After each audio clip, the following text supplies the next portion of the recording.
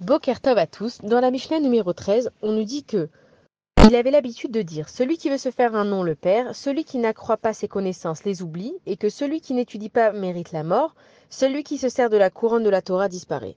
Donc quand on dit celui qui veut se faire un nom le perd, ça veut dire que quelqu'un qui veut se faire un nom pour sa gloire personnelle, il va devenir le grand docteur, il va devenir le grand professeur, le grand psychiatre, etc. Et en fait, lui, tout ce qu'il cherche, c'est les honneurs, c'est pas de faire grandir le nom d'Akadash Baruch Hu. Donc il va perdre tout ce qu'il a. Parce que le kavod, l'honneur, il appartient que à Akadash Baruch Hu. Donc ne cherche pas à t'approprier quelque chose qui n'a jamais été à toi. On dit aussi donc, celui qui n'accroît pas ses connaissances oublie.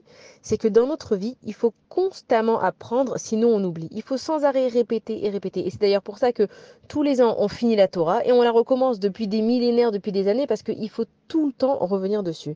Et c'est comme par exemple la rééducation. Imaginons une personne qui s'est blessée à la jambe, qui a été immobilisée pendant un certain temps, elle doit faire de la rééducation. Mais on pourrait lui dire, mais attends, t'as marché pendant 25 ans, t'es resté immobilisé pendant 8 mois et tu dois réapprendre à marcher parce que la vie, elle est faite d'oubli, mais la vie aussi, c'est que il faut constamment répéter les mêmes gestes, à donner de la tzedaka, apprendre à sourire. Comme on dit avec nos enfants, on leur apprend dès le plus jeune âge à dire merci, à dire pardon, à dire s'il te plaît, parce qu'il faut qu'on prenne des habitudes et qu'on les répète constamment.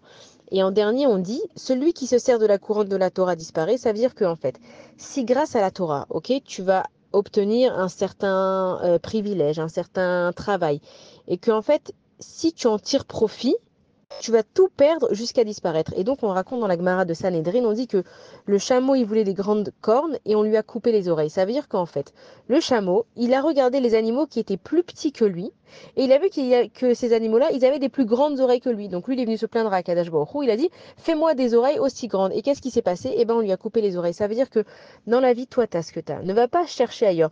Toi, tu es peut-être plus grand, tu bois plus d'eau. Lui, il est plus petit, mais il a besoin des plus grandes cornes parce que justement, comme il est plus petit, il a besoin d'entendre au loin les bruits qui arrivent parce qu'il peut courir moins vite, etc.